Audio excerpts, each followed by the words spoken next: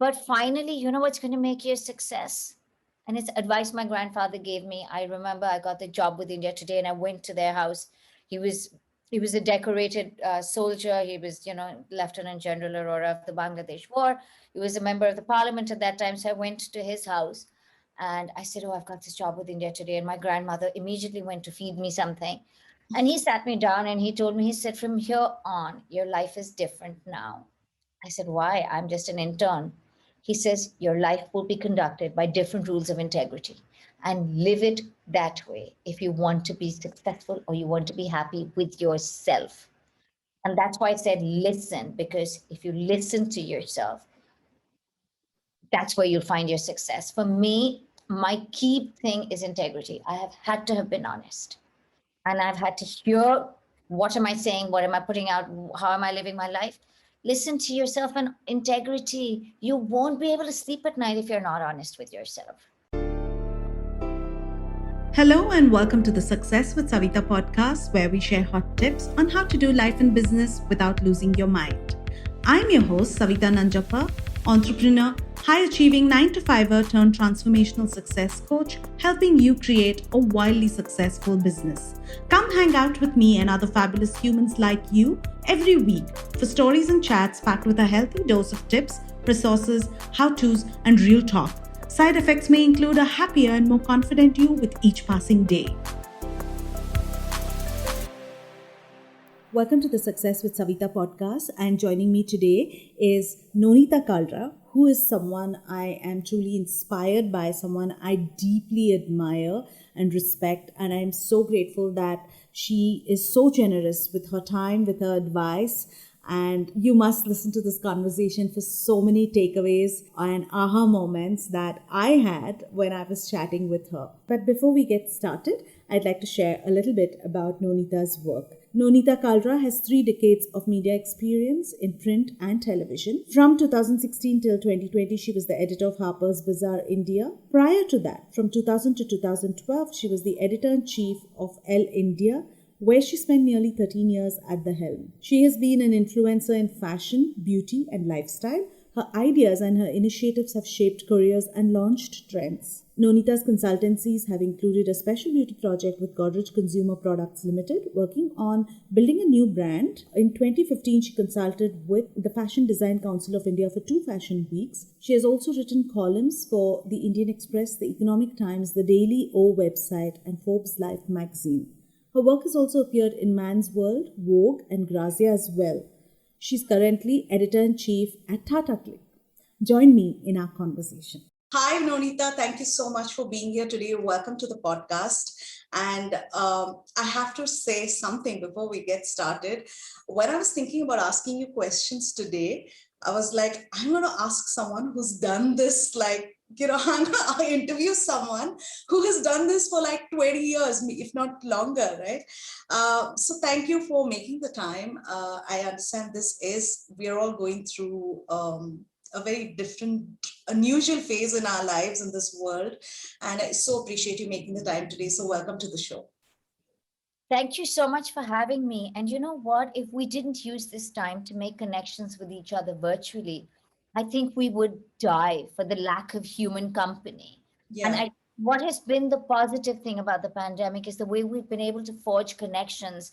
It's a simple email, a DM on Instagram, and we've been able to connect with people we would have never wanted to speak to earlier or thought we could never speak to. So Yeah. thank you for having me. I love podcasts. I love the whole, the oral only sort of format, and how extraordinary are you? So it's such a pleasure. Thank you. Thank you so much. So we'll get started because I actually spent some time researching your story and I've been reading up interviews that other people did of you. But I'd like to hear from you about your inspiring journey, right? Your career journey and where you are today. Can you walk us through your journey so far? When you start your journey, there's nothing inspiring about it. And I think I was talking to another friend today, and I said, you just put one step ahead of the other and you just keep going. You never give up. My life started with disappointment. I'd wanted to go abroad to study and do international relations. I'd been to UNESCO, and its unfinished building made me, like many young people, I wanted to work for UNESCO and end world hunger. So, I dreamt really big, but I couldn't go abroad. It was many reasons.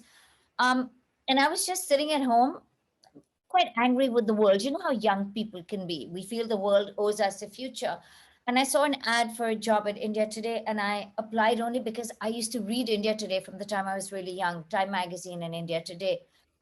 Frankly, Savita, I've only one talent. I could read. I was, one of those surly children who had no talents. I couldn't dance or sing or look pretty. I just read books.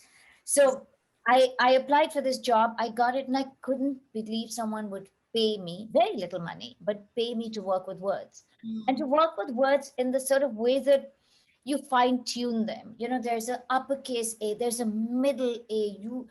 Where does the comma go? The colon, where does the space go? That was something I loved. I saw words as visuals, and I could work with that. In fact, for 2 months, they put me in a room with just the chief copy, the proofreader, and he used to proofread in ink. It was the most beautiful thing. So clearly, I was some sort of nerdy child. But I got into India Today, and it started this love affair, and I forgot everything about anything else I wanted to do. The other thing that happened to me is I came to Bombay and fell in love with the city. So that was my second love affair. And when you're young and you're foolish and you have no fears, I thought I should marry both love affairs. So I said, I'm going to move to Bombay and I'm going to work in Bombay. I also didn't want to live with my parents. Women are weird and feisty. We want to forge our own futures. We have no idea of how dangerous the world can be. So I went to Bombay. I sat outside newspaper offices. I went with nothing. I sat outside the Indian Express office, the Independent, that time was a Times of India publication. I went and sat outside 4 offices and said, I want to meet the editor. I didn't know anything. You had no access to internet. Nobody met me except the Independent editor. And they said, okay, you've got the job, worst job interview. But it was for a business journalist. He said, you got the job. I said, see you in 3 weeks. I packed up my whole life and came. I don't know, I'm so proud of foolish me. I'm so proud of that fearless girl because I came and I did this job and I was in business journalism and I learned it was ad marketing. I was a history student. I just learned how to navigate survival. And Savita, I think we all don't learn that enough. And the real life teaches you that. I mean, Yeah. I learned how to I used to, I moved from there to business world to television. I figured I used to do all the CEOs. I used to interview the business heads. I figured you've got to, and it's lesson number one, be nice to the people who work for them because their EAs will get you the interview. So I had the EA's name, their phone number. I knew everything about them. I would go 10 minutes early and chat with them.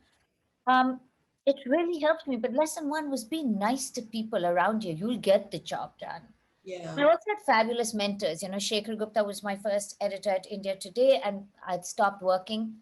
I couldn't do business journalism anymore. I found I was covering the stock market. I was not qualified. So I quit. My ethics wouldn't let me do it.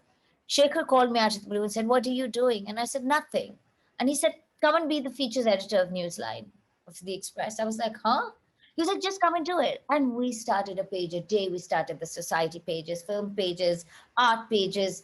Oh my God. We worked from 9 in the morning to 9 at night. Magic.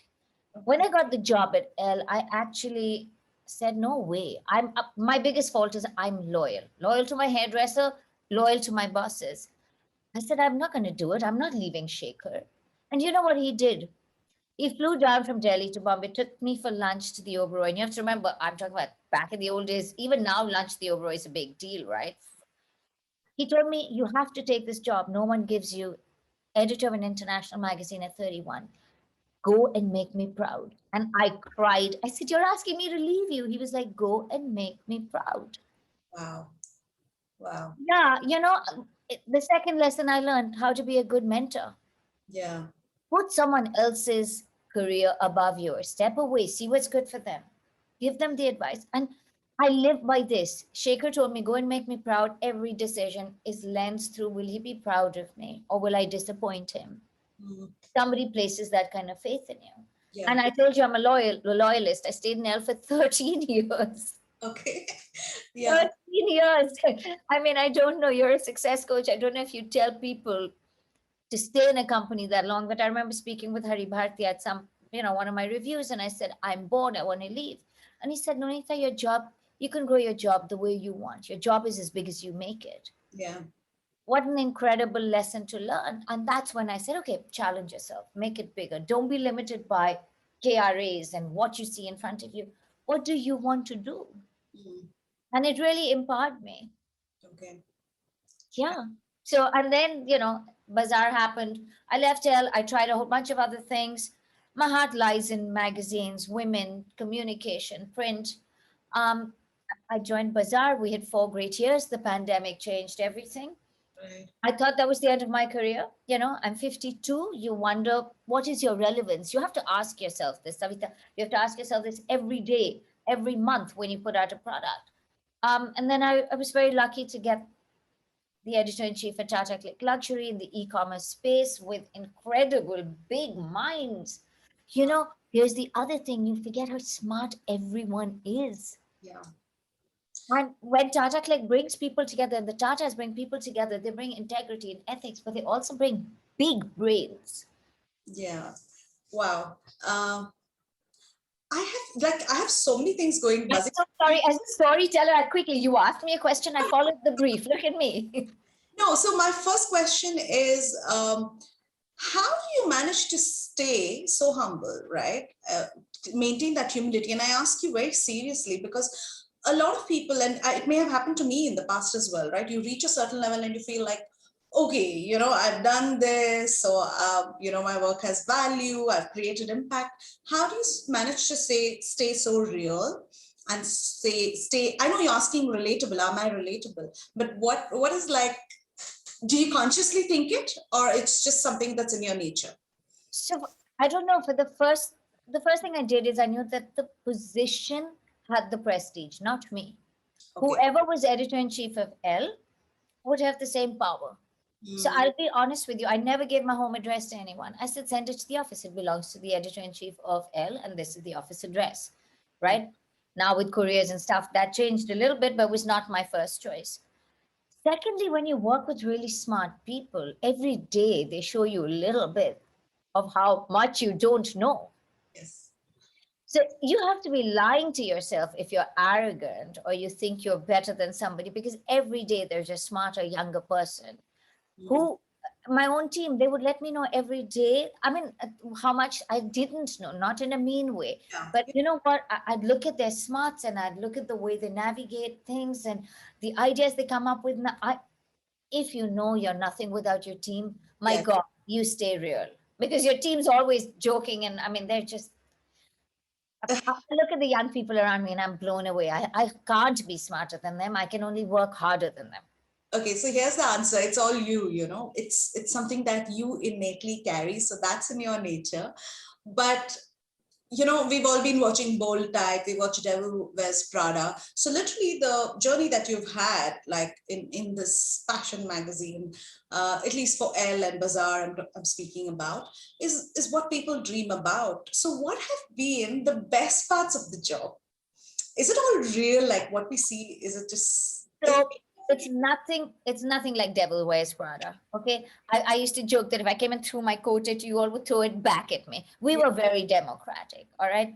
I'm told the Bold Type is a lot like the L office used to be. I don't have the guts to watch it because I will cry. I will ugly cry. I will miss my team. Right. Um, there's so many high points, but I could tell you some of them are watching the young kids that came to you become editors and become their own people. And then they become your peers and you sit across the table with them and have the same position. And you go, wow, yeah, right? They're not my legacy, but wow, that is an achievement, to watch young people come up. That's a high point for me. Um, we did the breast cancer fundraiser and I saw it making a difference to people. And my favorite story is telling the story of this woman who we shot. She just finished chemo and she insisted on keeping her dupatta on. I didn't like the images. I sent the team back and I said, get her better clothes, get her a wig. I saw the pictures. She didn't know me at all, but I was sitting at a restaurant in Bombay that evening and she walked in wearing the same clothes, same makeup, and same wig. And she was happy. She had stepped out of the house. Apparently, she hadn't stepped out. She had okay, told the team. She didn't know, but I saw that moment and I saw the impact. And wow. as an editor, you need one little story to Mm, make everything you do worth it. right. That's all. I mean, the ability, you dream of touching people's lives. You Yeah, have the privilege of going into their homes every month. yeah. But impact like that for me, that was the clear high point.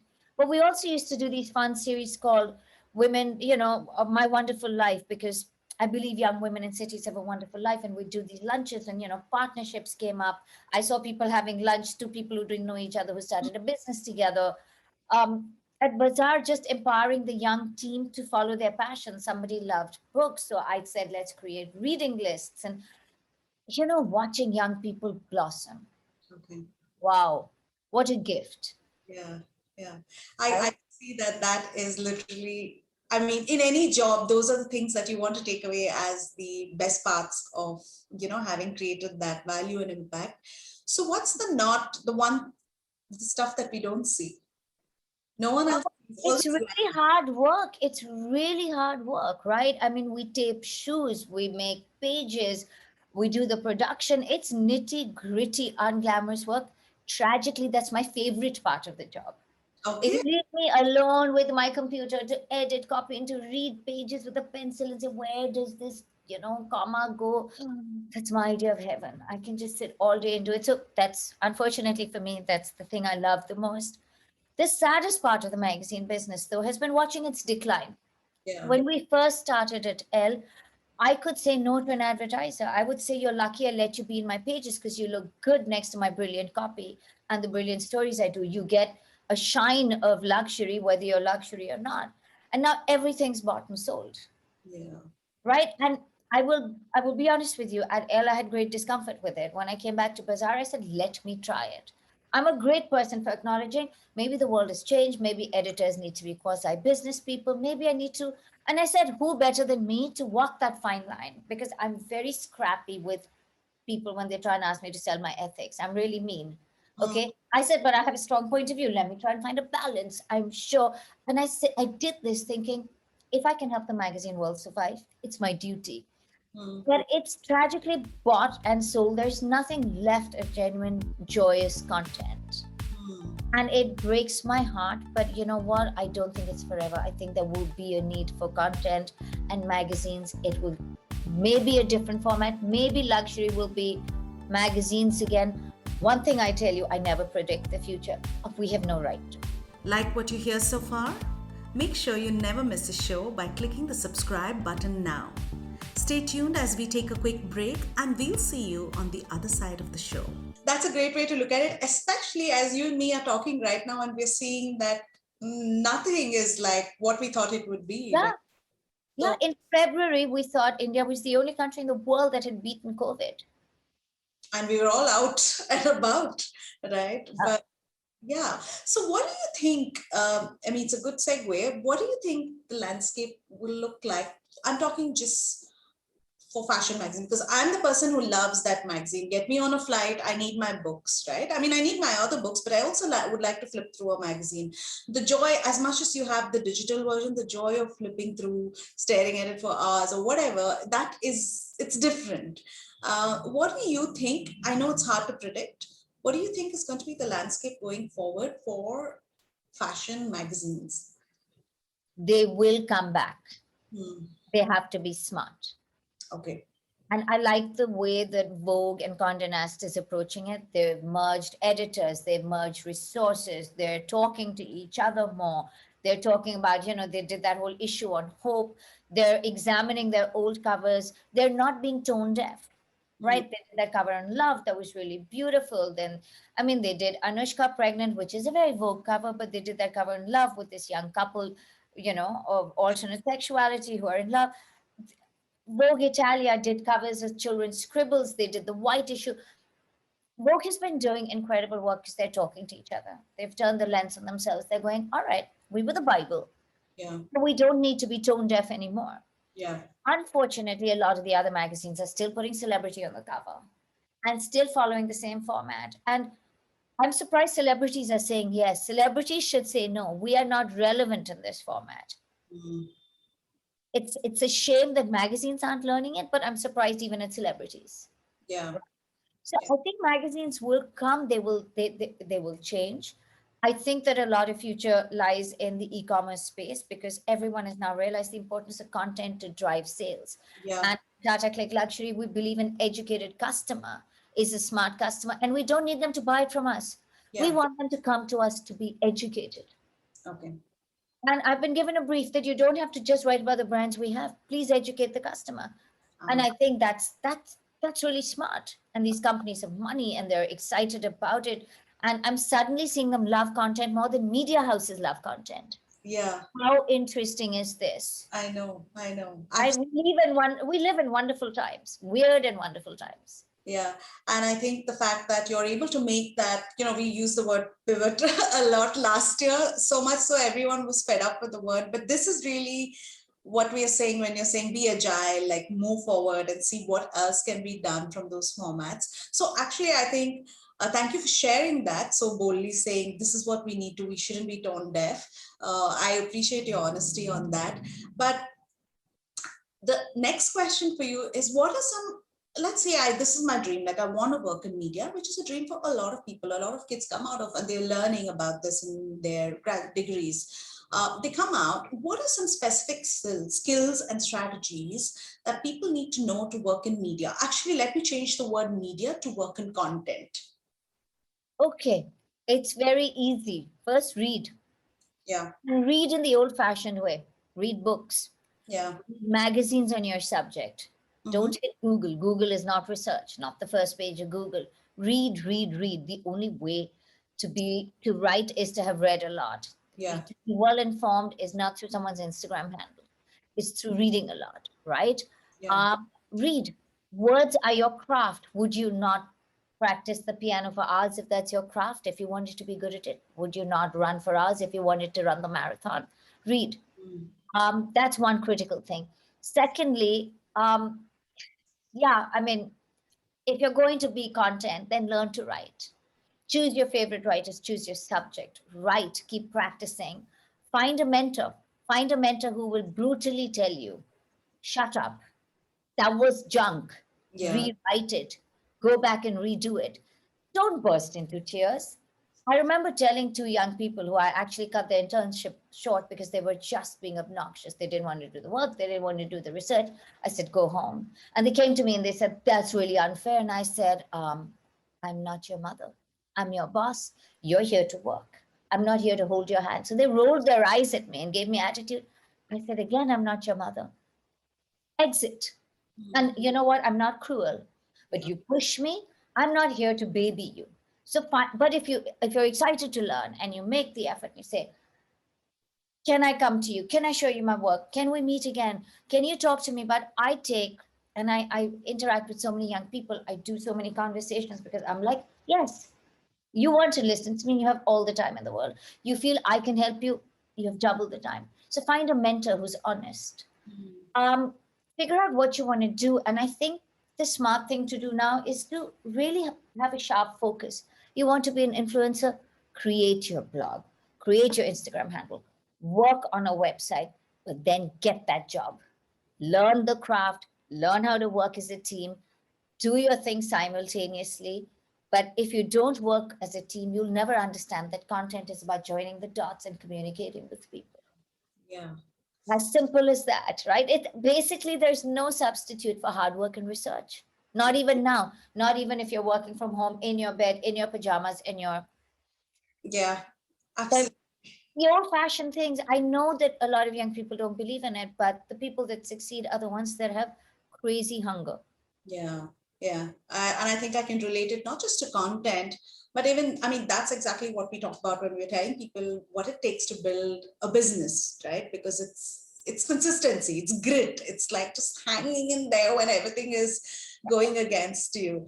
Uh, so, okay, I'm like working hard. I'm, practicing my writing. I'm getting mentorship. I'm up, up leveling my skills. How can I get a foot in the door? Like, how does one find opportunities? Would you say it's like networking or just pitching yourself? What would you say are some tips? Pitching yourself relentlessly, but not in the annoying, hey, hi. No, actually, it's a job interview. Yeah. So a colleague of mine just told me a great story of how he got a job. He wrote to the CEO over and over and over again Hmm. and pinged him in various formats, but sent a detailed note on how he could help the company, Okay. right? don't and not in a way saying that the company is not in a way that the company is in a bad place, but how they can enhance it.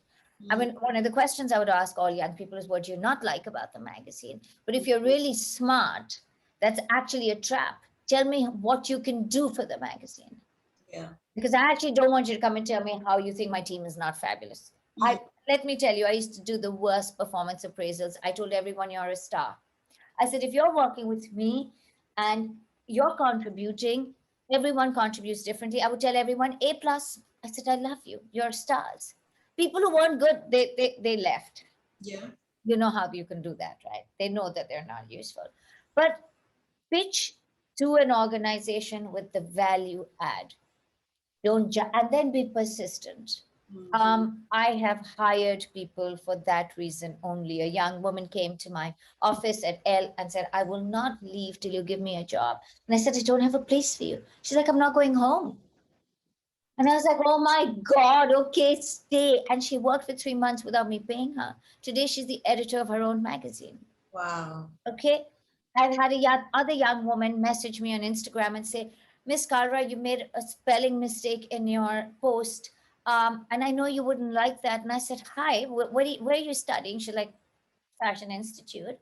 And I said, do you want a job? I said, anyone who reaches out to me like this, Mm, right? And so she worked with me for 2 years while she was graduating and then came back. okay. And it's very successful today. Right. That's what you need. Yeah. Just taking the initiative, putting yourself out there, pitching yourself, being persistent, following up. Those are the things that. Pitching yourself in a business like manner, not like, hey, ma'am, what do they say? Hey, hi, HAY, I Mm, want to work with you. I'm like, no. yeah. When you write a full sentence, Yeah. or I'm stoked, to work with you. I'm like, not English. No. If you're working in content and you're writing, write properly. Yeah. Be business-like. Yeah. Be professional about it and share an idea, because no one has the time. I mean, you have enough on your plate, but those are the things that stand out versus everybody else. Okay, amazing pieces of advice. My gosh, I could keep talking to you, but I'm going to jump into something which is more. Uh, what does a day in your life look like? I mean, we're going to now get behind the scenes and know more. Oh, gosh. Okay, so I'm a very cheerful insomniac, so I wake up very early. Okay. I'm up at 4 o'clock. When I was at BAZAAR, I would work from 4 to 6 just so that I could get everything ready for the team as reminders and follow-ups. I work out every morning. It's my meditation. I need to exercise every morning.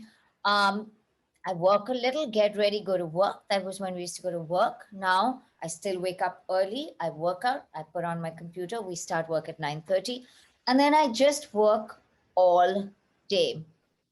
Okay. Wow. I'm extremely boring. So what do? I read, Mhm. I work out. During the pandemic, I was very blessed. I was able to take up an old passion of mine. I went back and I did a little Kathak. That Okay. was really fabulous. And then when I figure out my time zones, that's what I'll do. I keep my life really simple. Mm. Um, and that's why I think I'm a very boring person. I'm always amazed by people who do 100 things. I'm very focused. I like to work. And I jokingly said to someone, what is work-life balance? For me, it's all work. My husband hates this about me, by the way. Um, I love to exercise and I do everything from Pilates to yoga to weights. It's my time with the finessing of the little attention to my body. So Pilates, yoga, it's the fine tuning of the Yeah. muscle, the connective tissue. Yeah. So as you can see, I'm about that in a strange way. I Mm. love work. Content is a 24/7 job, so you're always being stimulated. So then the thing I do to unwind is read. Okay. I have friends, I see them, but I'm not a big social animal because we host a lot. Yeah. I try and stay connected with people though. Mm. If somebody needs me, I want to be there. Okay.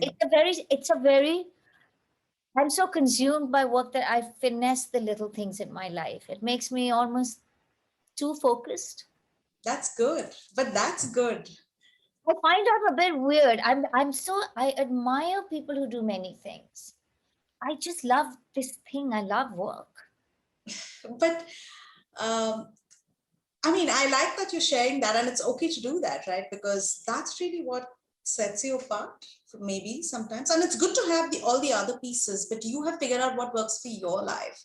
And it's interesting to see behind the scenes, because I'm not hearing like all the, we imagine the grass is always greener, and we're always imagining like, okay, this person must be having a fabulous, it's very easy with Instagram life, right? I have a fabulous life. I traveled a lot on work. I live between Delhi, Bombay, and London. I think that's fabulous because the fact that I have the wherewithal to afford it is fabulous. I'm aware of the privilege. Living in London is fabulous. Yeah. My husband was my boyfriend for many years. We only got married 3 years ago.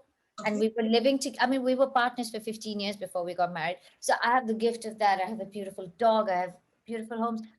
I just think that, no, I have a fabulous life, but why do we want to make it appear different? I'm confused about that. I mean, I think I have a fabulous life, but it's very Yeah, focused. I'm sure. And I like that, we people tend to imagine that this should be what it is. But look, I mean, if you can travel today, that's like, oh my God, right? I mean, I love travel. So for me, that life is interesting as well. But I think sometimes we think that it must be more glamorous. I'm not saying I do, but I'm saying in general, people like to think, oh, media houses, maybe movie shows, TV shows are the ones which are kind of But making. no, I'll tell you, before the lockdown, my last trip was with Hermes to New York, and they had a beautiful party over 4 floors where they reconstructed sort of the universe. First we had the University of Hermes at Governor's Island, and I heard Sir Johnny Ivy speak, and amazing people speak. And then we went to this party across 4 floors. Of course, it's a fabulous life, Yeah. right? I mean, I've seen the Fendi show on the Great Wall of China. Yeah. Okay. Of course, it's a fabulous life. My God, but those experiences are shared with the readers, right? And my excitement. I mean, I've seen a Formula One race. I love that. I am grateful for all the behind the scenes. I've seen an Hermes bag being made. I've seen a Louis Vuitton bag being made. I've been in, Mademoiselle Chanel's home. Okay. God, what a beautiful life. And I hope I've conveyed this in my passion for my work.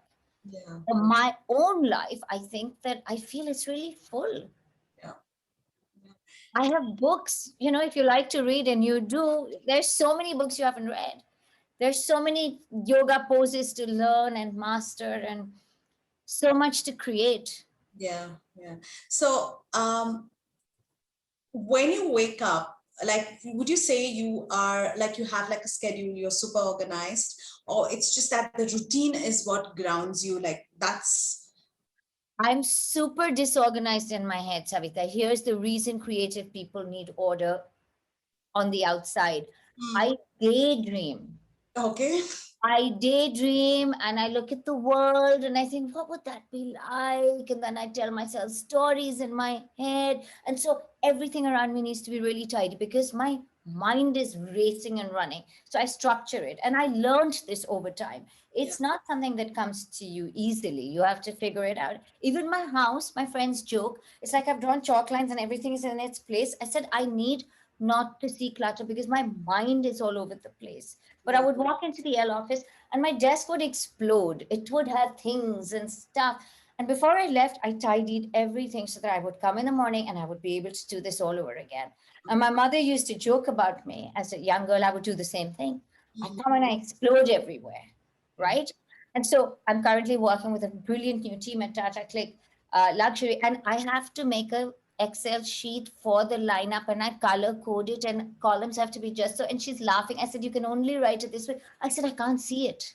Words are visuals for me. So they need to be in a format that makes sense. Otherwise, my head is always dreaming of what next? Should we do this? It's you Wow.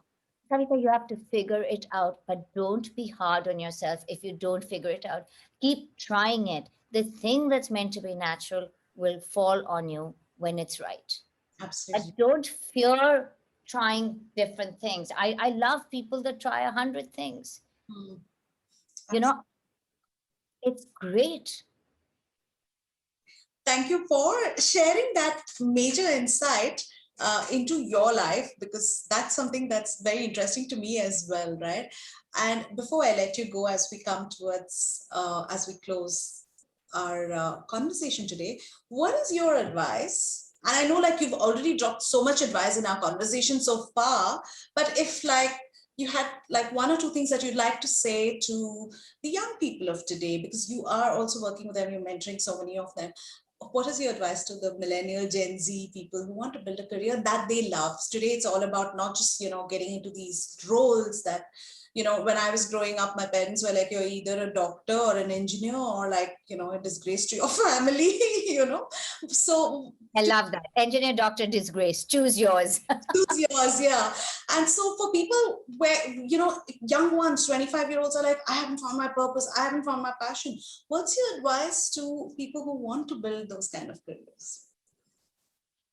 It's a really weird one. And I remember being very conflicted as a young person because I got into business journalism. I thought I wanted to be a political journalist. I wouldn't get a break in lifestyle journalism, which I really thought I wanted to do. So actually, it was really, I spent a lot of time questioning and wondering. And I kind of remember this.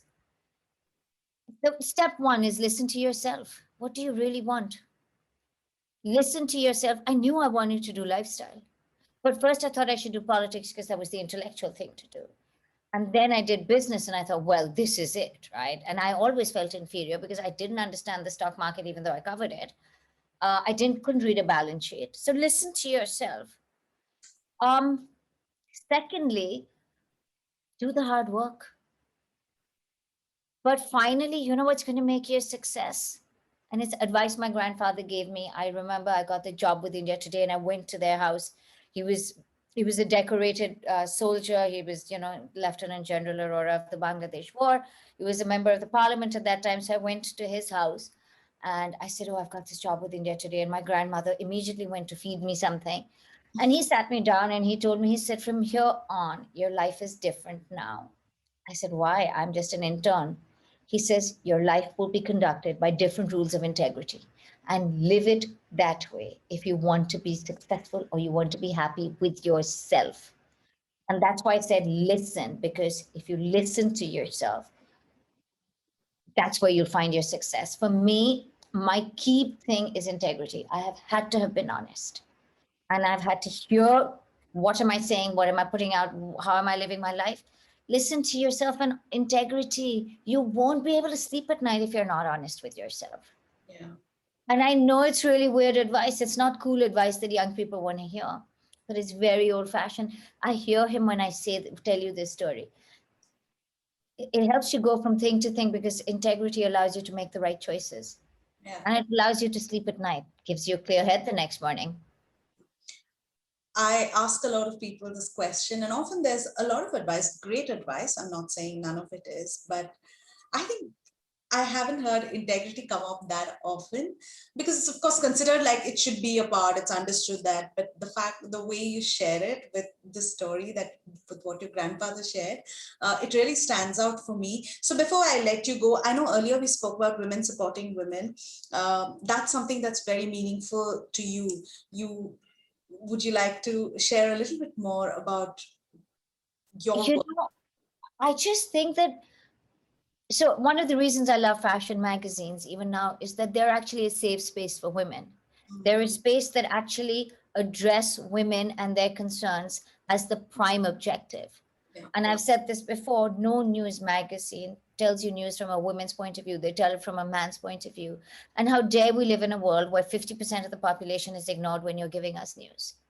Women's magazines have always been, and at Elle, the founder actually said it's about your time to yourself. And Elle France is weekly and it's very political. They've put women just after plastic surgery on the cover. They smuggled a woman out from Afghanistan during the Taliban for the Women's Congress in Belgium, and they put her, a woman in a burqa, on the cover. It's the personal is political. And I think women's magazines, fashion magazines, address fashion intelligently as our visual communication, as economics, as politics. They talk about wellness and beauty because red lipstick, you and I know, not only empowers us, but tells the world, listen to me. I'm worthy. Yeah. You need to listen to me. Red nail polish, look at my hands. They hold the power, right?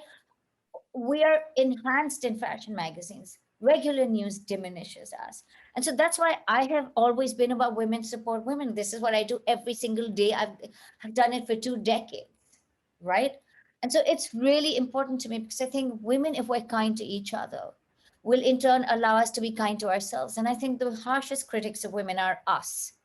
If I was to ask you, Savita, how your friends see you and how you see yourselves, your friends will see you as fabulous. You Yeah. will look in the mirror and find 5 flaws and 5 things you feel you haven't succeeded at, even though you are a success coach, Yeah. right? Instead, if you saw yourself through the eyes of your women friends, you would hold yourself up. You'd be nicer. It's our job to support each other because we're in turn supporting ourselves. So I really think it's the only way forward. And I keep writing it in this hashtag, and I promote women entrepreneurs, and I support women in many little ways. In the little ways we can do it. We can change the world if we support each other. Yeah. Yeah. Like you're here today on this podcast talking to me and But you reached out to me in such an elegant manner. And I don't say no to people. I say yes. I I think actually say yes to everybody. And lovely. then I saw your body of work, which was so impressive. So I said, I'm going to learn from you. Uh, Awesome. and Oh, this has been like me. That's very kind. Thank you so very this has much. been such a brilliant, intuitive, and insightful interview. It's rare for me. Oh, okay. Thank you. You made my day, my week, my year, and for me, that's really. I appreciate this so much that you made the time, and I think these are the messages that a lot of people need to hear. And on the podcast as well, we are trying to have as many women come and listen to the podcast, not just entrepreneurs, but anybody. You can be a creative. You can be, just a homemaker, running your house, and you can listen to the podcast, and and you'd be like, yeah, I resonate with that, or I learned something today that I can take away and apply to my own life. So thank you so very much. I'm going to let you go now because I would like to hang on and speak more to you, but I know that time is short and I already have taken a lot of your time. So thank you so very much for being here today. It's been a privilege to speak to you, and we are going to spend more time, Yeah, but not for the podcast. We're going to get to know each other personally. for sure. Thank you so much. Thank you, and take care. Stay safe. Thank you for listening to the podcast. If you like this episode and you want more, you can go to the show notes on my website, which is successwithsavita.com/podcast. If you like what you've heard so far, I would be grateful to you if you could leave me a 5-star review, subscribe to this podcast, and share with a friend who may find this useful. You can also follow me on my Instagram at Success with Savita and DM me any questions you may have, and I will be happy to answer them for you. Until the next episode, believe in yourself and all the best to your success.